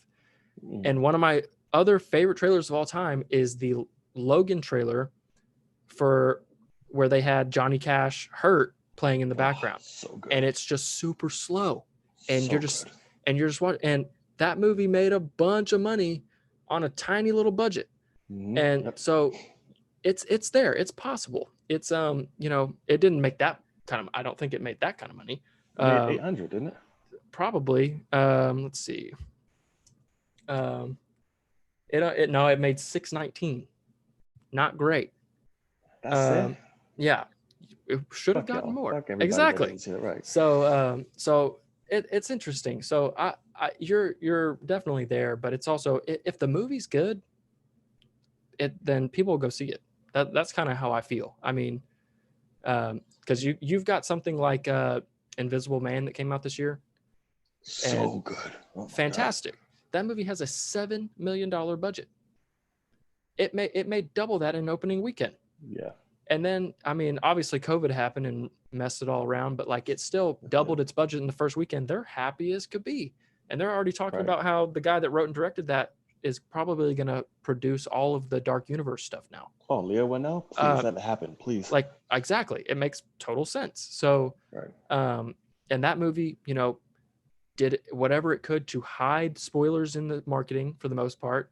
It's a super slow movie. It's actually not really a horror movie. It's a thriller. It's a great movie. And I've now watched it 3 times. I bought it on 4K. I'm happy. And I saw it in IMAX twice. So, I mean, I think that they probably love me. Got it. So they're really happy with my contribution. So I think that Indy could be a million things, because they could also say, hey, he just made Into the Wild. Let's have fun again. Let's do that. Let's have a CG. Do really well, right? No, but like, let's have a CGI catastrophe. Slap a big name on it, like Indiana Jones 5, and let's hope. And I mean, they just did it with Rise of Skywalker, so I could see it happening. But obviously, I want it to be a great movie. Right. Yeah. I mean, you have a point there. Well, only time can really. Yes. If James is writing the script, I'm not expecting a super jokey, even though Ford vs. Ferrari had plenty of humor and it was great. It's smart humor, though. Correct. It makes sense for the characters. Toilet humor. Yeah. Because Indiana Ford, that shit had whether the action was who to look at and all that stuff. I'm just like, what the hell is going on with I this movie? just saw behind the scenes thing where they were making fun of the CGI for it, and how during That's one of the pretty bad. car chases, they're supposed to be driving one way, and because they shot it on a green screen and the car's not actually moving, the girl driving's hair is actually blowing forward. Oh yeah, And it's like, Spielberg? she is. Like every time she turns around, it's like flying this way. Yeah. It's like, you're not going that way. Yeah, love. like this is Spielberg. Yeah. You know, so it's you got to just be you got to hope for the best on stuff like this. Yeah, I know. You do essentially, but I trust James Mangold. I do too. And if he wants to make a more condensed, gritty, realistic indie, more shots out to you. I'll have to see a trailer to be convinced. Yeah. I'm not automatically on board. Because that's the thing too, is you gotta bring a trailer that makes me have to watch them all. Right. Good luck. Right. So exactly. So it's like these trailers, especially speaking of trailers, everybody, be sure to check out. I'm in the middle of my top 10 countdown for the trailers of 2020 right now. Oh, really? Number 8 should drop after this stream, actually. Number 8. So be on the lookout for that. Yeah, man. It's pretty, it's funny because I want to know if you was seeing them or not, because I'm telling people, those who watch, to try to see what my top 5 are. Okay, I haven't yet, but let me look here. Let me look. It's interesting, especially you, and knowing me. I'm pretty sure you have an idea like what kind of good stuff may be up there. But well, that's what's so funny is I'm sitting here thinking about how. When did you? Yeah, you started this. A week ago. Yeah. And that Tenet 2 trailer, second trailer for Tenet came out. It did. Did that mess anything up, or am I giving away a little spoiler on that? I can't tell, brother. You're gonna have to wait and see, because in the stream of Arkansas they said that too. It's like, so if a new trailer drops, yeah, like what are you gonna do? You're gonna rearrange? I'll have to see. I'll have to compare it to what's already on there, see if I love it more, if it's better, and then because tweak it. That trailer knocked my pants off. My God, it is pretty damn great. What do you think about that? Actually, the trailer. How'd you like it? I haven't been excited for a movie like that in a hot minute. That isn't, something that's I'm a fandom, member of. Obviously you've got superhero movies and things like that I'm dying to see. Right. But Tenet, and Christopher Nolan is my favorite director right now. I mean, I love him to death, and I love what he does to make movies. Even though I was not a big fan of Dunkirk. Confession, still have not seen Dunkirk. Correct. And I'll be honest. I mean, if you thought 1917 had no, character development, check out Dunkirk, and you'll be like, what in the world? It's like, it feels like a camera is just floating in the middle of that war, and like, you don't even learn people's names that are like the main people. Like, so with Tenet, I mean, it seems like it's going to be an Inception, an Interstellar type of like a Prestige, where it's like, hey, we just decided we're going to make the most insane movie about this subject. Right. And like, but let's throw it on top of a spy movie. Like that's the thing too, is like 007, they're hoping to God they push Tenet back after James Bond comes out, because that's a spy movie. And from what Christopher Nolan is saying, Tenet is going to completely flip the spy genre on its head and take it to new heights. John David Washington just said the same thing too. So it's like 007 is going to come out, and it's going to be a 007 movie, and people are going to be like, that's boring as hell. So because I haven't seen anything from it. I didn't even know about it. But apparently in the article that came out today, they're crashing a plane in the movie. So like, it's at the end of that trailer. Yeah. And like, which looked pretty epic. And they actually did it. Like, it's not a fake plane. He's very practical. It's not a fake plane. And it's like, so then you get it, like, what else are they about to do in this thing? Right. And what are they going to do that's in reverse? Like, what? Like the stuff that they're doing, I don't know how they're filming it. So I'm super, super interested in it. And yeah, I mean, it was my most anticipated movie of this year last year. Like that was the movie that I was most hyped for. So the trailers that are coming out, and how I still know almost nothing about it. it's lining me up to be a home run already. So hopefully it delivers. Now the Fortnite release, you can suck my ass on that. Golly. I don't know if you saw what I tweeted out, but I was like, this is the first thing that could mean that this movie is garbage. Like, I did not see that coming. Nope. And apparently you can also watch the movie on fucking Fortnite. I heard that too. And then some people were saying, okay, that's not true. It's one of Nolan's movies, not that one. I don't know. They were saying Tenet. I don't know. So I thought the same thing. Let me see. Fortnite showing. Let's see. Nolan movie. An entire film directed by Christopher Nolan will be streamed for free. So yeah, so it says one of his monumental films or whatever that was. But since when did Nolan and Fortnite become so? That's not like Nolan too. It's not. I mean, that's a Warner Brothers type of call. I mean, it's not jump on the train. It's not bad if it in terms of marketing because it's smart because it's fucking Fortnite, but it's just so weird. It's so not Nolan. Right. That's not him, and it's really it's off-putting. Yeah. But I get it from a business standpoint. It makes sense. Sure. Millions and billions upon billions of people play fucking Fortnite every day. Yeah. So it makes sense. And they're starting to warm up with more events. Like they had the Travis Scott and like now the Nolan event. So I guess it makes sense. But it's just weird as all hell. Yeah. But I'm generally excited for Tenet. Really excited for Tenet. I'm not 100% sold on John David Washington as an actor. Really? Yet. Okay. He does a lot of weird things. I'm not sold on his acting. Like some of the stuff he does, I'm just like, okay. I haven't actually seen him in a movie yet, so I'm completely open to what you got to say. Right. It's some of his, how can I put this? His inflictions and some of the stuff that he does and mannerisms as well. He is very one-noted, and sometimes it also feels stale.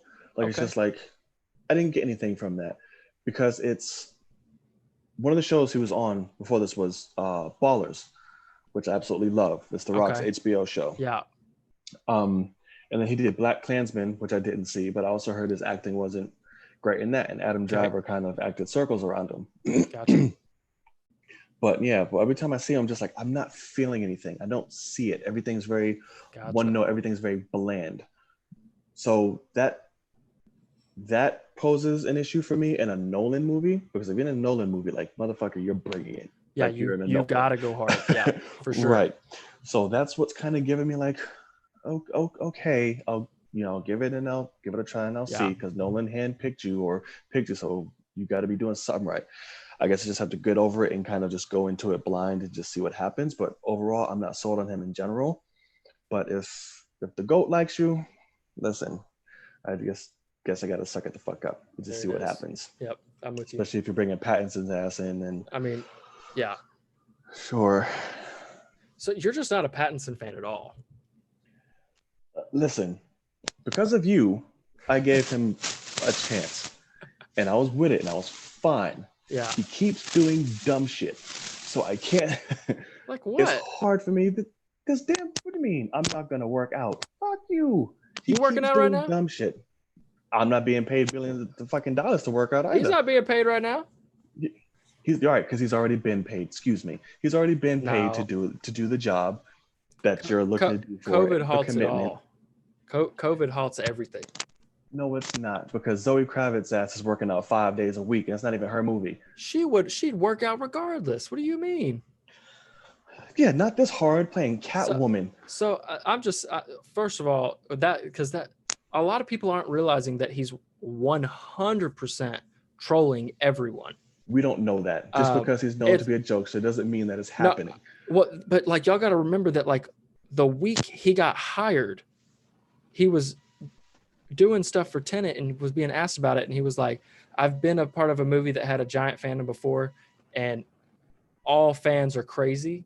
And he's like, it's going to be really fun to mess with these people. First of all. So like, he's not just sitting there just chowing down on ice cream every day. That's all he's eating, just sitting on his ass. But also, why does he need to be ripped to shreds? I don't understand that either. He could be a normal looking guy, and No. Batman has money that makes him a hero. That's what it is. It's his tech. It's his suits. What? No, Yes. it's literally his body. It's his mind. Physicality and his mind. It's his mind and it's the suit. It's his body. Man is. Are you serious? Really? You'll look me in my eyeballs and say Batman's physicality is not one of the reasons to make him who he is.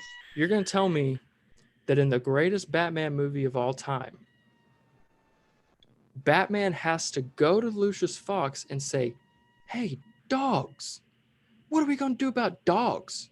They're fucking me up. Yeah, but in the greatest Batman movie ever, trilogy ever, all I'm saying, he's fucking in shape. All I'm saying is that if a Rottweiler comes at me, I can knock that fucking thing out. And I'm this big around. So, and he was ripped to shreds and he had a suit and all this kind of stuff. I mean, he could shoot things at it and kill him if he wanted to, but he's like, oh, dogs, they bit through my suit.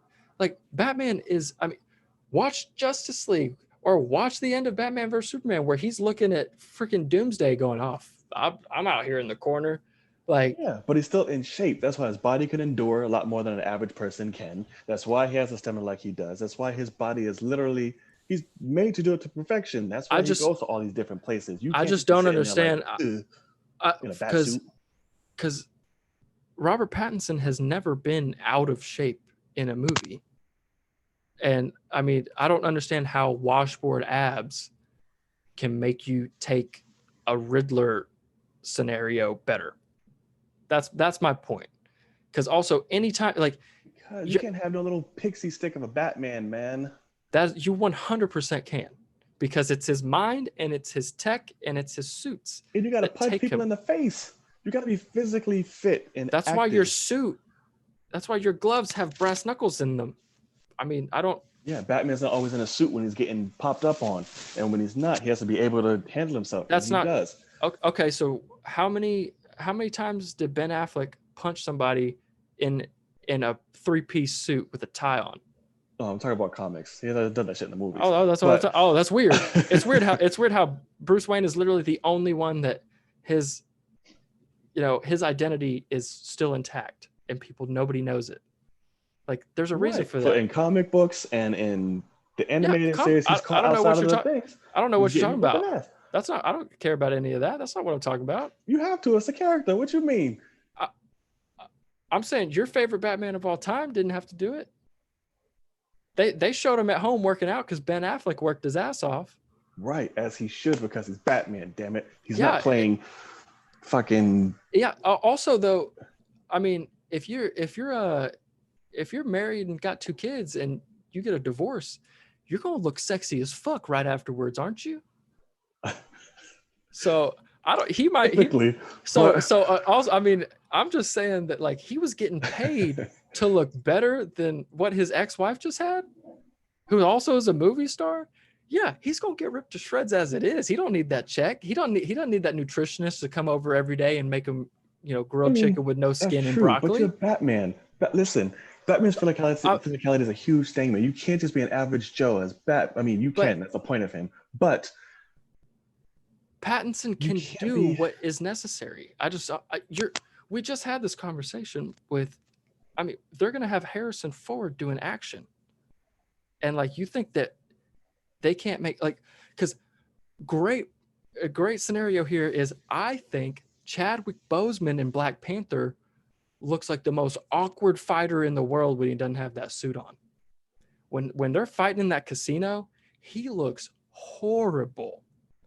And especially if you look up the behind the scenes stuff where he's just sitting there going, supposed to be blocking kicks, and it looks like he's just doing a choreographed dance, and like he's in slow motion looking wooden as hell. And guess what? In the movie, they at least did a better job of making him look good, because it's editing and it's the way they shoot the stuff. That's what matters. I mean, you're talking about the guy that's directing this made one of the greatest trilogies of all time, and the main characters are CGI, and they're not human. So you can computerly generate someone to look good. Instead of like an Correct. actual human being saying like, "Oh, I'm not going to do that." I don't want my Batman computer generated to look good. I want Oh, Batman to look good. you sound like the people that you were just worried about with Indy. Like, oh, that's not my Indy. That's not my like. That's not your Batman. You haven't even seen him move. You're Like, right. It's not about Batman, but I'm talking about the character as itself. He has to be in shape, like. man. It's Batman. The man's Okay, so known here, in every form of fighting, defense, martial arts, everything in the world. You're not going to be correct. a Piccadilly by doing that. That's actually not true. Look, my Batman is supposed to be like an MMA fighter, and you're not going to find a 6'4" MMA fighter that's over 275. But that You MMA know, fighter will be in shape. correct. And guess what? Batman's suit has fake abs on it. That's all that matters. He looks in shape. Yeah, when he takes the suit off, he's in shape. Robert Pattinson, you take the suit off, he's just gonna be like this regular little skinny guy. Like, okay, You think Ben Affleck didn't have a stuntman? of course, which pissed me off. But That's what I mean. Ben Affleck in a As suit soon as they took it off, he looked good. not the point. Not that's not the point. Robert, you're a diehard Iron Man guy. You seen Robert Downey Jr. without a shirt on in any of those recent Marvel movies when he got fat and old? First of all, he was never fat and old. He's old man shape. He's still got tense. He does martial arts on the weekend. He's in shape. He's not fat. Weird how he can hit a bag a couple hours every weekend and you're okay with that. You think Robert Pattinson's not doing something like that? Robert Downey Jr. is 50 something. But that's my point. That's my point. Is you had no idea because as soon as he puts the helmet on, it's not even him on set. Yeah, which I'm mad they got away from that. They should have kept I agree. suits. But my point is, if Robert Pattinson can't do a physical maneuver on the set, they first of all probably won't want him to try it if it's that bad. And he's in a suit with a helmet on that covers half his face. Even if they have to CGI anything, it's a chin that they got to do with that's in blurry, fighting. So I just don't half-ass it because you're going to be a stunt double half the time. Here's the point for me is Robert Pattinson should be able to run 10 miles without stopping. That's all I care about. He should be able to endure a long day of shooting to where it seems like he could be a superhero. Because for me, I would like to be able to be a superhero. If somebody wanted to cast me in something and I don't have abs, I don't have muscles, I'm long, skinny, my neck could be broken easily. But it's the point of like somebody like Tom Holland, he's like 5'6" or something. Like he's tiny. And the movie, they get him tall shoes to where he's eye to eye with Zendaya because she's like 6'1". So like the movies make people look better than they are. I mean, Christian Bale was a tiny little guy, and you never realized that he should be getting his ass kicked. Yeah, but in shape, great shape. I mean, okay. I get what you're saying. Was Tom Hardy as big as what you really think he was in Dark Knight Rises when they had him in 3-inch stiletto boots and use camera tricks to make him look as big as he was? I'm not harped up on height because, like you said, you can make stuff look good. Fucking Tom Cruise is like 4'3". Oh my god! Great point. So I'm like, I get it. Yeah. My only thing is, I don't need him to be shredded like a julienne salad. I just need him to be in shape. Keep your tone. Do what your trainers are asking you to do. Don't be like, fuck it, I'm not going to do it because I'm part of the problem and I barely bathe anyway, which he admits, the nasty fucker. And then you sit here and your trainer can't get you. He's pleading for you to do something. And then you bring up a dumbass point about 1970s Jane Dean. And I'm just like, I'm like, stop with the idiocracy. Just stop it. Just do your job. And that's it. I just think that it's hilarious because like during COVID time, like right at the beginning, like paparazzi pictures came out of him running for miles wearing a weighted backpack and weights. And then people are upset that during quarantine, like he's a cardio person. He likes cardio. And so it's like, it's okay if he doesn't want to go as hard as he can, because also as soon as hard as you can is different than not at all. Well, that's the point though, is that people actually think that he's not doing anything at all, which is about as retarded as it comes. because obviously he's staying in shape. I mean, obviously, it's insane that, I mean, if anything, this is Robert Pattinson. He's a good looking movie star. He's calling model after model over, and I mean, the sex enough is probably keeping him in shape, first of all. So then you get, I mean, really. So then you got this going where it's like Warner Brothers comes back and they say, hey, we're going to start shooting August 22nd. And he says, boom, let's get to work.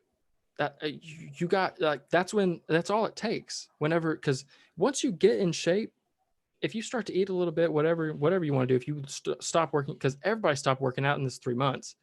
Like my boss today, he just went back to the gym for the first time today, and it's because he brought a shirt that was too tight, and he was like, I gotta lose this, and it was hilarious. And so he actually went to the gym, and that's what everybody's doing. So like he's gonna get a window where they say, hey, look, now's the time to turn it back on, and he's gonna say, okay, I'm gonna be out running, I'm gonna be doing, because my Batman, it makes, logical and physics sense to where he can throw a cape out and glide. When Ben Affleck is 280, 6'4", 280, probably more than that, he can't glide with a cape. Like he weighs too much. It doesn't work. So like he I was like gliding beautifully. Damn it, you saw it in the movie. Oh my God, he was. But that's the thing, is it's not as believable. And so my Batman is somebody that he can hide in the shadows. He can fly. He can float, and he's quick on his feet. And I mean, because also, I mean, me being long and lanky, like reach is my strong suit in a fight. And so I think it's perfectly fine for him to have some sort of martial arts training or something like what Bruce Wayne is supposed to have. And it's a different Batman. He's gonna look different. And also, if a stunt performer needs to get in there, guess what? He's in a full body suit that literally the bottom part of his face is showing, and that's it. I mean, even his neck's not showing in this weird ass suit. So like, I mean, because they've got those little hump things going. So it's like, yeah. I don't think it's gonna be. You're gonna hate it regardless, and that's fine. But listen, I gave a chance. He just keeps doing dumb shit. I can't help that. I just don't understand. Like, if you really wanted to get mad, how about Ben Affleck giving up on his script? Or how about Ben Affleck, if you want to be mad at this, get mad at Ben Affleck being an alcoholic. I mean, like, it doesn't make sense. You're in COVID. That's like, no, that's you're can't compare not working out to I have fucking substance issues and abuse. Where's Pattinson live? I don't know. Where does he live? I want to say he lives in New York. Probably England. Does he live in England or some shit? I want to say he lives in New York. And if I'm not mistaken, New York has some pretty strict stay indoors. Right. You ain't got to go outside to work. My point is, listen, God damn it. My thing is, again, you don't have to be shredded. You don't have to be huge. You don't have to be Ben Affleck. I like skinny. I love slim frame Batman too, because those most of what's in like the animated versions and everything like that. That's what I love. Like, that this may get a little too personal, but it's kind of in a sense. Not only is it kind of dumb for me to be like, listen, you're literally getting paid for this. This is your job, and you're kind of neglecting it. It does show disrespect and lack of commitment within the character, all the good stuff. Sure, we already know that. But when you kind of touched on it a little bit, it's like, yes, we are in a quarantine. There are millions of people who don't even have jobs right now. Sure. You do, and got paid heavily for it. And you're purposely choosing to be like, yeah, I'm good until this. And that's also frustrating. It's like, huh? I just think that what you gotta remember is they are literally on pause. Like, if he was getting paid, if you want to make it about the money, if he was getting paid, he was not getting paid for this time. If he got paid in advance, they didn't pay him to say, hey, you need to stay in shape. If something happens, you need to stay in shape. He wasn't paid for that. He was paid for what was expected in the schedule. And on top of that, this is really? COVID. But you got to realize this is COVID, where there's going to be a time where they say, hey, look, it's deep in the future, but we're going to start production back up. It's not going to be, hey, next week we're starting back up. It's going to be, literally a month in advance. And if you don't think that somebody like him, who is staying in decent shape because he already is, can get back into insane shape if that's what he was in the time that they allot him, you're insane. Because But that's see, I'd believe that better if everyone on the cast was doing the same thing. well, but also you Zoe's gotta going remember, ham 5 days a but week and still doing her whip shit. but Zoe went on a talk show and said, I have filmed some Catwoman stuff, and guess what? It is killing me. She was like, it's the hardest thing I've ever done. I'm worn out every day. And she's still doing it. And exactly, she needed to get in better shape. You're looking at it the wrong way. She wasn't in as good a shape as she should have been, and she got paid for that. Oh, weird. She got paid for it in the normal time, and she wasn't ready for it. Whatever they started shooting, crazy. Yeah, motherfucker, then you going up to it. But guess who's not complaining about how hard it was and how tired he was? Robert Pattinson. He said, yeah, he's just like, I don't give a fuck. No, how do you know he didn't walk in there and go, God damn, this is easy. I thought y'all were gonna have me, climbing trees like in Twilight, motherfucker. Like, you don't know. So I'm messing, but it is true where, it's possible. So I'm just saying, like, you're taking it too serious. For his comments, you're taking too seriously. Because if you don't think he's doing push-ups and sit-ups and probably pull-ups every day in his apartment, whether he's got a Bowflex, whether he's just doing it on his floor in his nice ass apartment in New York City, you're crazy. But until he says, listen, mates, I was just, having a chat, yada, yada, I'm really doing all this and that. Then cool. But it also is true that Robert Pattinson is a weird ass guy. So I do see him. Yes. He's probably like, hey, if this is quarantine time and I'm literally not allowed to leave my house, I'm gonna sit here, probably smoke some weed, eat whatever I want, and whenever they hit me back up, I'm gonna get back into it because he is getting paid for it. Be part of the social norm and follow standards and routine, all that. So it's good for him to be like, fuck it, I'm not doing it. And that's what's also that gets me so excited for this Bruce Wayne, is that the actual guy acts like he watched his parents get murdered as a kid. He's a fucking weirdo, and that gets he could probably play it pretty well. So it gets me excited for that because he's a really good actor, and he also has his own character in mind. It is one thing where he kept when he first got cast, they were saying, he was like, I like it because Batman's not like actually a hero, and I was like, okay, that's a little weird because yes, he is. But like that tells me that I don't know what Matt Reeves' script is about. How dark is this about to be in terms of who Bruce Wayne and Batman are? But even then, that has nothing to do with Robert Pattinson. That's on the script and that's on the director. Just like, I think that what they gave to Ben Affleck was terrible, but he was great. He took that script and did what he literally as amazing as you could be at it. So true. I think it's one of those things where this time right now is super, super weird. I look at somebody like the guy that's doing Shang-Chi. They literally started filming and had to cut it. And he was tweeting on Twitter saying, like, I am so not staying in the shape that I should be. And they were like, they're in the same situation. And he said, he was posting on, like, I think it was on TikTok. And like, it was saying like, my Marvel trainer texted me saying I should be doing this. And he's like, what I'm actually doing. And it's like a girl, like falling asleep, like a little girl falling asleep, shoving stuff in her mouth. And it's like hilarious because it's also true. Like you can't stay motivated in this time because you can't even like shake somebody's hand. So I understand, like when he says like, I'm not doing it, he's doing stuff. And and he's definitely not doing as hard as he should be. Right. But that's because you have to have, ask Chris Evans doing Captain America how much he absolutely despised being in that kind of shape.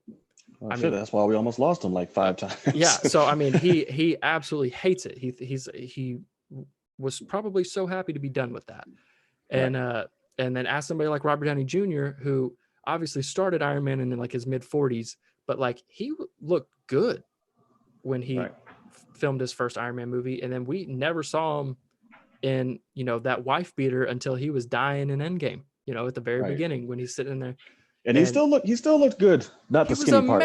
Yeah, he's amazing. No, not the skinny part. When he was like, when they're showing the back and forth for him and Nebula. I hear you. I was like, he still had them cut arms and shit. Right. Yeah, he does. So I understand, like, if you're taking his words 100% serious and you're a diehard like you are, I get it. Sure. But I think that it's movie making. Like the movie making world makes bad actors and out of shape people look in shape. That's what they do. They stunt performers make shitty actors look better. So that is literally their job. So even if he comes in and he's never in the suit, if it's if he's only in the suit for close up shots where he's speaking and he has to act, and then when he's Bruce Wayne, okay, like, because you won't know the difference until they come out and say so afterwards, and that's all that matters, because he's a good actor. That's what I care about. I don't. It is always nice when you hear the actor saying, "Oh, I want to do my own stunts, whatever," but then that's also the actor that's like Jeremy Renner broke both arms on the set of Tag, like, right, and like Jesus. But he's also a psychopath. But like, so is Robert Pattinson. So like, and Ben Affleck. So let's be careful. So I mean, I see your point, because you're already not about him, and that's fine. And he's saying dumb shit on purpose, and I think it's hilarious. But like somebody like The Rock right now, he's working out because he has to. It's not because he's getting paid to. It's because if he doesn't work out, he's a lunatic. He's not himself. Somebody like The Rock works out every day, no matter what. And so that's what he does. He also has a gym in his house wherever he's at. Right. Robert Pattinson might actually be stuck in a New York, skyline apartment going, they gave me an exercise ball and they want me to look shredded. Like if we put a Bowflex in here, it might fall through the floor. So like, you don't know the whole situation. And also, I mean, nobody is staying in shape during this time. And granted, if they, and that's also the other thing too, is like, if you honestly think that Warner Brothers went to him and said, "Hey, we're going to drop another $5 million if you stay in shape," if you don't think he's going to say yes to that, you're crazy. They just didn't do it. I mean, that's not something they're going to do. So yeah, he got paid, but he didn't get paid for 3 months of downtime that he needs to stay in Batman shape. And it's going to be more than that, but he's going to get a month in advance that says, "Hey, here's when we're starting production back up. Also, your trainer, it's probably by that time he's allowed to come to your house. Y'all are going to get with it. Y'all are going to get going, and he's going to be perfectly fine." So I wouldn't take it too seriously, but you are. So Hope you're right, sir. I hope you are right. I mean, I know I'm right. So okay. I mean, it's not that hard. Y'all are funny. You think, but apparently it is. I don't know. Whatever. But I was just watching a behind the scenes thing where like there was 2 stunt guys that were actually like, I can't even remember what it was. I was just watching it. But the actor was like, "Oh, Mandalorian." Pedro Pascal is rarely in the suit. Yeah. If there's from the gallery, he was saying if it was anything to do with the gun, it was this guy, and if it was anything to do with fighting, it was this mixed martial artist. Yeah. And you never knew the difference. Which kind of fucks it up. And it does piss me off. So just don't come out with the behind the scenes of the Batman like that. Don't tell me, and we're good. Right. Sorry. Have mercy. No, it's all right. Well, all right, man. Anything else you kind of want to dive in before we wrap up here? Anything you want to... I'm good, man. We just need to do this more often because we're not getting a ton of news, and I mean it's just now starting to pick up back up. So I get why we haven't, but we got to do this more often because we talk for too long too, man. We could go on for hours. Yeah, it's good though. I enjoy it for sure. No, definitely am, man. But all right, guys. Thank you. That's been the latest episode of Film Cave Live. I want to thank my guests, my brother, Logan. Thank you for stopping by, man. Sure thing, man. Always a pleasure, always a hoot, always madness. Yes. And let us know what you guys think. Be sure to show Logan some love. Hit that subscribe button along on his page. Appreciate it. Keep the conversation going down in the comment sections below or on Twitter. Feel free to hashtag #AskFilmCave if you want your questions to be on the show's future. Yeah, this Zoom shit is driving me crazy. I'm still learning as we go. That's all right. And But we'll get it, man. We'll get it. I'm trying to integrate phone calls and shit in time. Once Oh, we there get you big go. enough, that's later though. Yeah, that's not a lie. They ain't shit right now. But so we get there, then we can work for that. But again, thank you, brother, for stopping by. Sure thing, Enjoy your man. dinner. I know I'm keeping you from eating, so go Nah, you're stuff your good. face. Until next time, guys. I'll see y'all in the next one. Enjoy your night, man. Love y'all. Take it easy. Later.